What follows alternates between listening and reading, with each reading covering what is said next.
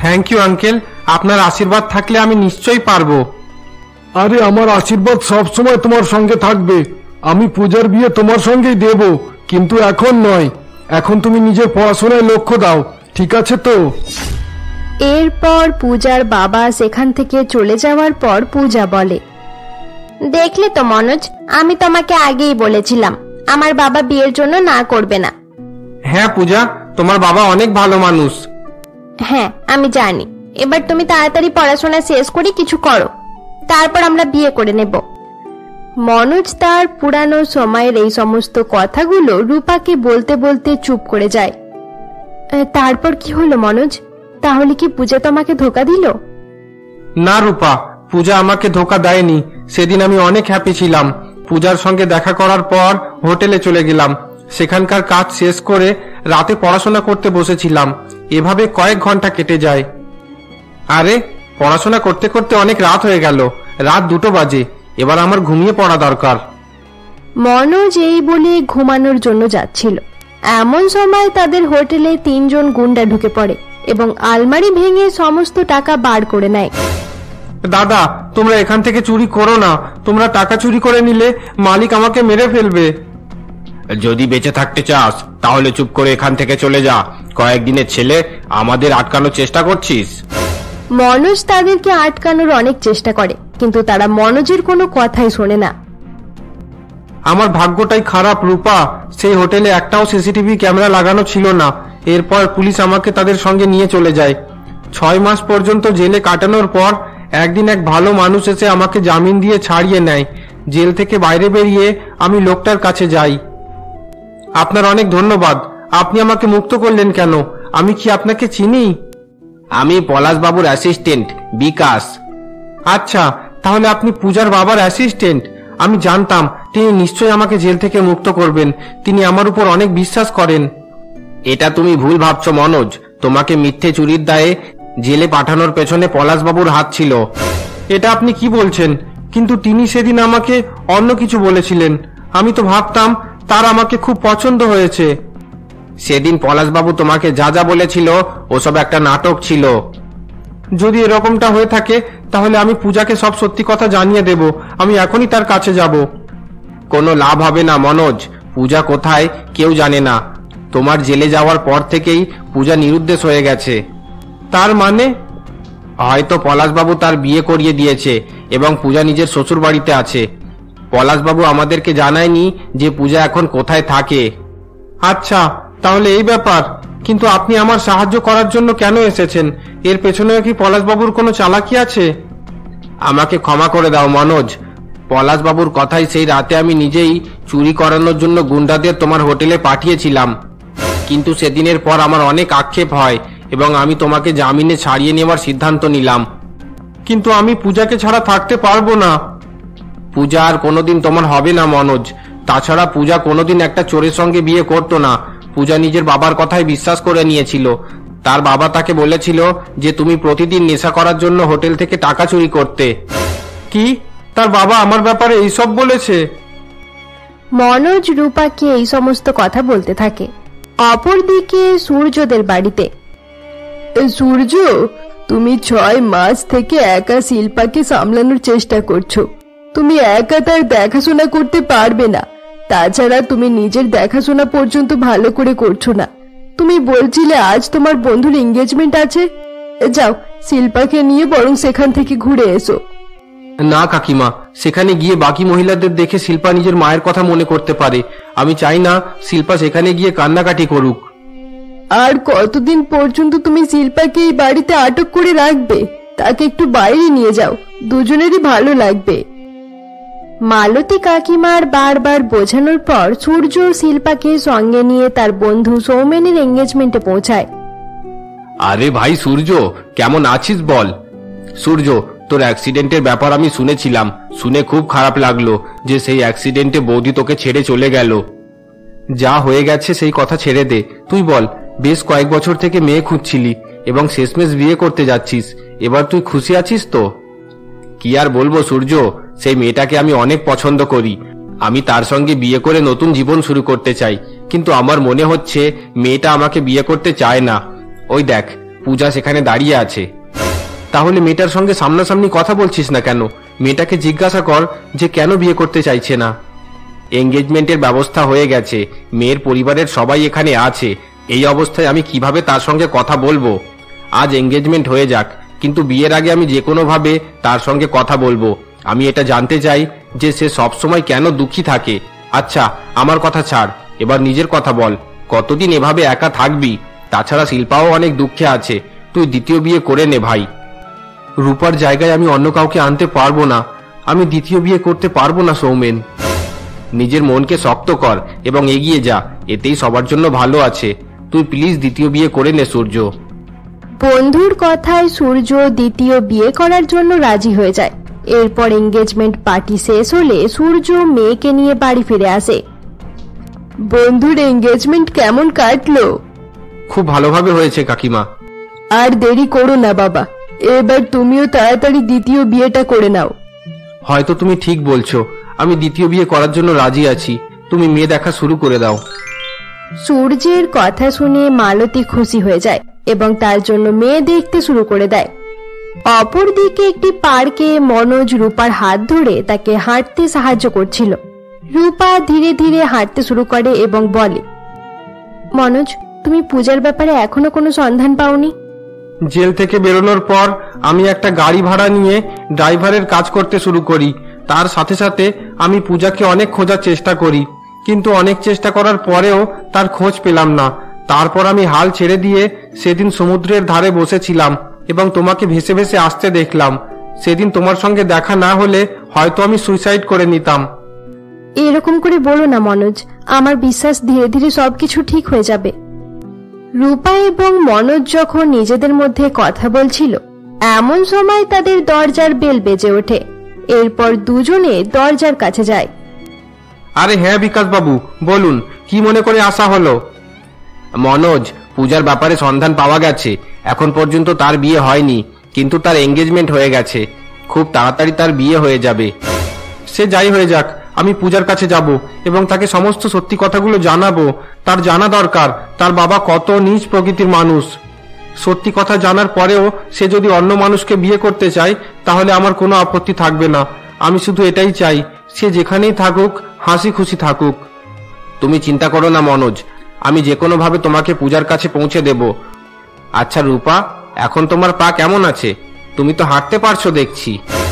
আমার পা এখন অনেকটাই সুস্থ হয়ে গেছে। এখন আমি হাঁটাচলা করতে পারি। খুব তাড়াতাড়ি পুরোপুরিভাবে সুস্থ হয়ে যাব। তারপর আমি নিজের স্বামী আর মেয়ের কাছে ফিরে যাব। আচ্ছা, আপনাকে আমি তাদের ব্যাপারে খোঁজ করতে বলেছিলাম। আরে হ্যাঁ রূপা, আমি তাদের খোঁজ করেছিলাম। অ্যাক্সিডেন্টের পরে সূর্য এবং শিল্পা দুজনেই ঠিকঠাক আছে, তাদের কিছু হয়নি। তারা এখনো সেই বাড়িতেই থাকে। তুমি তাড়াতাড়ি ভালোভাবে সুস্থ হয়ে তাদের কাছে চলে যাও। কিন্তু আমি চলে যাওয়ার আগে মনোজ আর পূজাকে এক করে দিয়ে যেতে চাই। মনোজ কয়েক মাস থেকে আমার অনেক সাহায্য করেছে। সে যদি চাইতো তাহলে আমার সাহায্য না করে সেই সময় পূজার সন্ধান করতে পারত। সে আমার অনেক সাহায্য করেছে, তাই এবার আমি পূজার সঙ্গে দেখা করব আর তাকে সমস্ত সত্যি কথাগুলো জানাবো। অপরদিকে সূর্যদের বাড়িতে সূর্য যখন হল রুমে বসেছিল, এমন সময় মালতী একটি ছবি নিয়ে তার কাছে আসে। বাবা সূর্য, এই দেখো, এটা রাধিকার ছবি। বেচারা মেয়েটা অনেক অল্প বয়সে নিজের বাবা মাকে হারিয়ে ফেলেছে। মেয়েটা নিজের মামাদের বাড়িতে থেকে পড়াশোনা করেছে। খুব গরিব মেয়ে, কিন্তু অনেক ভালো মেয়ে। সূর্য, তুমি আমার কথা শুনছো তো? হ্যাঁ হ্যাঁ, আমি শুনছি। কিন্তু কাকিমা, আমি একটা কথা ভাবছিলাম। আর বেশি কিছু চিন্তা করো না, কপালে যা আছে সেটাই মেনে নাও। ধীরে ধীরে সবকিছু ঠিক হয়ে যাবে। কাকিমা, তোমার যেটা ঠিক মনে হয় তুমি সেটাই করো। আমি শুধু শিল্পার জন্য একটা মা আনতে চাই, যে আমার শিল্পাকে নিজের মেয়ের মতো করে মানুষ করবে। এভাবেই কিছুদিন কেটে যায়। একদিকে মালতী সূর্যের বিয়ে দেওয়ার আয়োজন করতে থাকে, অপরদিকে রূপা ভালোভাবে হাঁটাচলা করতে শুরু করে দেয়। মনোজ, আজ আমি পূজার সঙ্গে কথা বলতে যাব। বিকাশ বাবুর কাছ থেকে আমি তার অ্যাড্রেস নিয়ে নিয়েছি। তুমি দেখো, এবার সবকিছু ঠিক হয়ে যাবে। পূজার বাবা একদম ভালো মানুষ নয়। তুমি শুধু শুধু এই সমস্যার মধ্যে নিজেকে জড়িয়ে ফেলছো কেন রূপা? এবার তুমি সুস্থ হয়ে গেছো, তাই নিজের পরিবারের কাছে ফিরে যাও। আমার জীবন এমনিতেই শেষ হয়ে গেছে। যেই মানুষটা আমার জন্য এত কিছু করেছে সেই মানুষটাকে একা ফেলে রেখে আমি যেতে পারবো না মনোজ। আমি তোমার পূজাকে অবশ্যই ফিরিয়ে আনবো, তুমি আমার উপরে বিশ্বাস রাখো। অপরদিকে সেই শহরের একটি বড় হোটেলে সৌমেন পূজার সঙ্গে কথা বলতে থাকে। এই হোটেল তোমার কেমন লাগছে পূজা? আমাদের বিয়ের জন্য 5 লাখ টাকা খরচ করে এই হোটেল বুক করেছি। পূজা, তুমি চুপ করে দাঁড়িয়ে আছো কেন? হ্যাঁ ঠিক আছে। পূজা, আমি তোমাকে একটা কথা জিজ্ঞাসা করতে চাই। হ্যাঁ বলো না, কি কথা? তুমি এই বিয়েতে খুশি আছো তো? হ্যাঁ খুশি আছি, কিন্তু তুমি আমাকে এরকম প্রশ্ন করছো কেন? কারণ আমার মনে হচ্ছে জোর করে আমার সঙ্গে তোমার বিয়ে দেওয়া হচ্ছে। হয়তো তুমি অন্য কোনো ছেলেকে ভালোবাসো। না সৌমেন, আমার জীবনে আর কেউ নেই। আমি সত্যি তোমাকে বিয়ে করে হ্যাপি থাকতে চাই, কিন্তু জানি না কেন আমার কিছুই ভালো লাগছে না। আরে পূজা, তুমি কান্নাকাটি করছো কেন? কি হয়েছে আমাকে সব কথা বলো, প্লিজ বলো। আমি মনোজ নামের এক ছেলেকে অনেক ভালোবাসতাম। ছেলেটা অনেক গরিব ছিল, কিন্তু তারপরেও আমার বাবা তাকে অনেক ভালো করে বুঝিয়েছিল। বাবা তাকে ভালো করে পড়াশোনা করতে বলেছিল, আর সাথে এটাও বলেছিল যে পড়াশোনা শেষ হলে আমাদের বিয়ে দিয়ে দেবে। তারপর কি হলো? মনোজ আমার সামনে শুধু ভালো হওয়ার অ্যাক্টিং করত, কিন্তু আসলে সে অনেক বড় চোর ছিল। সে যেই হোটেলে কাজ করত সেখানে প্রত্যেকদিন চুরি করে নেশা করত। একদিন সে ধরা পড়ে যায় আর তার জেল হয়ে যায়। ও মাই গড, এটা তো খুব ভালো কথা যে বিয়ের আগেই তুমি তার আসল সত্যের ব্যাপারে জানতে পেরে গেলে, না হলে জানি না বিয়ের পর কি করতো। হ্যাঁ ভালোই হয়েছে তার জেল হয়ে গেছে, কিন্তু সৌমেন কেন জানি না এত কিছুর পরেও বিয়ে করতে আমার মন চাইছে না। আমি মনোজকে ভুলে যেতে চাইছি, কিন্তু অনেক চেষ্টার পরেও তাকে ভুলতে পারছি না। পূজা প্লিজ কান্নাকাটি করো না। পূজা, তোমার এইভাবে কান্নাকাটি করা আর বারবার তার কথা মনে করা, এসবের একটাই মানে যে মনোজ নির্দোষ। সে কোনো ভুল করেনি, মনোজের উপর মিথ্যা দোষ চাপানো হয়েছে। আপনি কে? আপনাকে তো আমি চিনতে পারলাম না। আপনি মনোজের ব্যাপারে এত কিছু কিভাবে জানেন? আমার নাম রূপা, আমি মনোজের বান্ধবী। কিন্তু মনোজের তো কোনো বান্ধবী ছিল না, সে সবসময় একাই থাকতো। সে কোনোদিনও তোমার ব্যাপারে কিছুই বলেনি। আমি কিভাবে মনোজের বন্ধু হলাম এটা পরে জানিয়ে দেব, কিন্তু সবার আগে আমি তোমাকে এটা বোঝাতে চাই যে সেই রাতের চুরিতে মনোজের কোনো রকমেরই দোষ ছিল না। তোমার বাবা তার সঙ্গে অন্যায় করেছিল। তোমার বাবা সেই গরিব ছেলের সঙ্গে তোমার বিয়ে দিতে চাইতো না, তাই তার হোটেলে গুন্ডা পাঠিয়ে চুরি করালো, আর চুরির দায়ে মনোজকে জেলে পাঠিয়েছে। আচ্ছা পূজা, তুমি কি জানতে না সেই হোটেলের মালিক তোমার বাবার বন্ধু ছিল? হ্যাঁ, সেই হোটেলের মালিক বাবার বন্ধু ছিল, কিন্তু তোমার কথা আমি বিশ্বাস করি না। তুমি মিথ্যা কথা বলছো। ঠিক আছে, আমি না হয় মিথ্যা কথা বলছি। তুমি একবার নিজের বাবার অ্যাসিস্ট্যান্ট বিকাশ বাবুর কাছে জিজ্ঞাসা করে নিও, সে তোমাকে সমস্ত সত্যি কথাগুলো জানিয়ে দেবে। তোমাদের জন্য মনোজ আত্মহত্যা করতে গিয়েছিল। তোমার বাবা একটা অসহায় ছেলের জীবন শেষ করে খুব ধুমধাম করে তোমার বিয়ে দিতে চেয়েছিল। পূজা, তুমি একবার মনোজের সঙ্গে দেখা করে নাও, তারপর যাকে ইচ্ছে বিয়ে করে নিও। হ্যাঁ পূজা, ইনি একদম ঠিক কথা বলছেন। আমিও এটাই চাই, তুমি একবার তার সঙ্গে দেখা করে নাও। তাছাড়া তুমি তোমার বাবার অ্যাসিস্ট্যান্টের সঙ্গেও কথা বলে নাও। আমি চাই আমাদের বিয়ের আগেই যেন সবকিছু ক্লিয়ার হয়ে যায়। কিন্তু আমার বাবা এরকম করতে পারে না সৌমেন। তোমার যখন এতটাই বিশ্বাস যে তোমার বাবা ভালো মানুষ, তাহলে এত ভয় পাচ্ছ কেন? আমার সঙ্গে চলো। হ্যাঁ পূজা, চলো, আমিও তোমার সঙ্গে যাব। তোমার বাবা আমার সঙ্গে বাইরে যাওয়াতে তোমাকে আটকাবে না। আচ্ছা ম্যাডাম, আমার এটা কেন মনে হচ্ছে যে আমি আপনাকে আগে কোথাও দেখেছি? হয়তো এই পৃথিবীতে আমার মতো দেখতে অনেক মেয়ে আছে, হয়তো তাদের মধ্যে কাউকে আপনি দেখেছেন, তাই আমার চেহারা আপনার চেনা চেনা মনে হচ্ছে। আমার এরকম কেন মনে হচ্ছে যে আমি এই মহিলাকেই কোথাও দেখেছি? মোটেও মনে করতে পারছি না। আরে আপনি দাঁড়িয়ে দাঁড়িয়ে কি ভাবছেন? এবার চলুন। আরে হ্যাঁ হ্যাঁ, চলুন, চলো পূজা, আমরা যাই। এরপর সৌমেন এবং পূজা মনোজের সঙ্গে দেখা করতে তার বাড়িতে পৌঁছায়। বিকাশবাবু সেখানে মনোজের সঙ্গেই বসেছিল।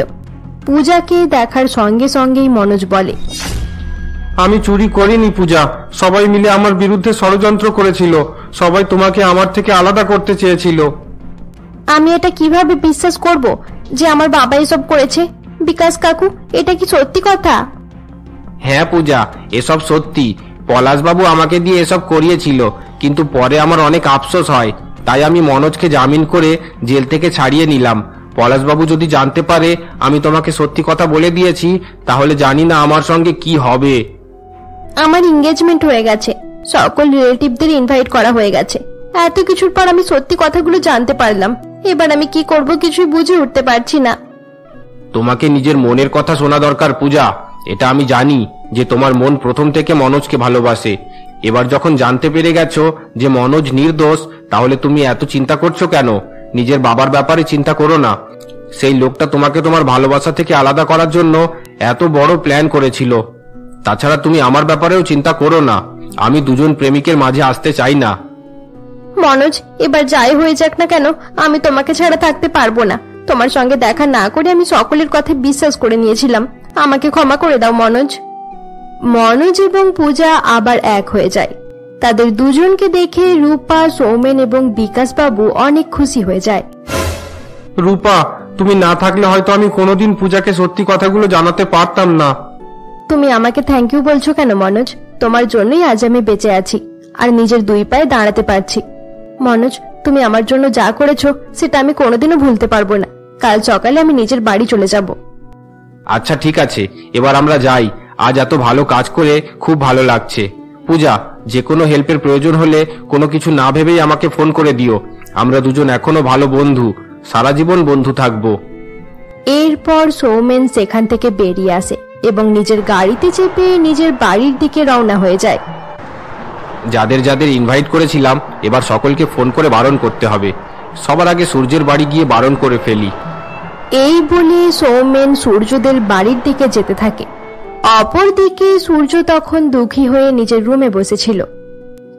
আরে কি হলো সূর্য, তুমি এখনো দুঃখী হয়ে বসে আছো কেন? আমার কিছু ভালো লাগছে না কাকিমা। আর দেরি করো না সূর্য, আজকে এই বাড়ি খালি করে অন্য শহরে আমাদেরকে শিফট হতে হবে। হয়তো জায়গা পরিবর্তন করলে শিল্পার মন ভালো হয়ে যাবে। তাছাড়া এখানে থাকতে থাকতে আমিও বিরক্ত হয়ে উঠেছি। সেখানে গিয়ে সবার আগে তোমাকে রাধিকার সঙ্গে দেখা করতে হবে। 4 দিন পরে তোমাদের বিয়ে দেওয়া হবে। পরে আমি কোনো কথা শুনবো না। ঠিক আছে কাকিমা, চলুন এবার বেরিয়ে পড়ি। সব জিনিসপত্র গাড়িতে রেখে দিয়েছি। মালতী এবং সূর্য কথা বলছিল, এমন সময় তাদের দরজার বেল বেজে ওঠে। এরপর মালতী গিয়ে দরজা খোলে। আরে সূর্য, দেখো তোমার বন্ধু সৌমেন এসেছে। আরে সৌমেন, কাল তোর বিয়ে, তাহলে তুই এখানে কি করছিস? হা হা হা, কি আর বলবো ভাই, আর বিয়ে হবে না। বিয়ে হবে না মানে? তাছাড়া হাসতে হাসতে এই কথা বলছিস কেন? তোর কথা অনুযায়ী আমি পূজার সঙ্গে কথা বললাম এবং তাকে সরাসরি সবকিছু জিজ্ঞাসা করলাম। তুই জানিস না পূজার বাবা কত রকমের প্ল্যান করে তার বিয়ে দিচ্ছিল। এর পেছনে অনেক সিক্রেট আছে। এরপর সৌমেন এক এক করে সমস্ত কথা সূর্যকে জানায়। সবকিছু শোনার পর সূর্য অবাক হয়ে যায় এবং জোরে জোরে হাসতে শুরু করে। হা হা হা, তবে সৌমেন, যা হয়েছে ভালো হয়েছে। দুজন যখন একে অপরকে ভালোবাসে তাহলে দুজনের এক হয়ে যাওয়াই ভালো। আমি তো বিশ্বাস করতে পারছি না পূজার বাবা এত ডেঞ্জারাস মানুষ। আরে সূর্য, তোর জামা কাপড় প্যাক করে রেখেছিস কেন? কোথাও যাচ্ছিস নাকি? আরে হ্যাঁ, কাকিমায়ের কথায় আমরা চিরদিনের জন্য এই শহর ছেড়ে অন্য জায়গায় চলে যাচ্ছি। সেখানে গিয়ে আমি দ্বিতীয় বিয়ে করে নেব। তাহলে এই বাড়িটার কি হবে? কাকিমা বাড়িটা বিক্রি করার জন্য কথা বলে নিয়েছে। খুব তাড়াতাড়ি বাড়ি বিক্রি হয়ে যাবে। ঠিক আছে ভাই, আমি তাহলে যাচ্ছি। তুই নিজের খেয়াল রাখিস। সেখানে পৌঁছে আমাকে মেসেজ করে দিস। আচ্ছা ঠিক আছে। সৌমেন সূর্যকে বাই বলে সেখান থেকে বাইরের দিকে যাচ্ছিল। এমন সময় সে দেওয়ালে মালা দেওয়া রূপার ছবি দেখতে পায়। রূপার ছবি দেখার সঙ্গে সঙ্গে সৌমেন অবাক হয়ে যায়। সূর্য, এই মেয়েটিকে? এটাই তো আমার বউ রূপা। তুই কি রূপাকে চিনতে পারছিস না? ও মাই গড! আরে সূর্য, তোর বউ বেঁচে আছে। এটা তুই কি বলছিস? রূপা বেঁচে আছে? আরে হ্যাঁ, আমি এইমাত্র তার সঙ্গে দেখা করে এসেছি। আমি যেই মহিলাটির ব্যাপারে তোকে বলছিলাম যে মনোজ এবং পূজাকে এক করতে সাহায্য করেছে, সেই মেয়েটি অন্য কেউ নয়, সেই হলো তোর রূপা। সৌমেন, হয়তো তোর কোনো ভুল হয়েছে। আমি 100% শিওর যে ওই মেয়েটি রূপা। হয়তো অ্যাক্সিডেন্টের পর তার গভীর আঘাত লেগেছিল, তাই সে নিজের চিকিৎসা করাচ্ছিল। এবার সে সুস্থ হয়ে গেছে। কাল সে নিজের আসল বাড়ি মানে তোদের কাছে ফিরে আসার কথা বলছিল।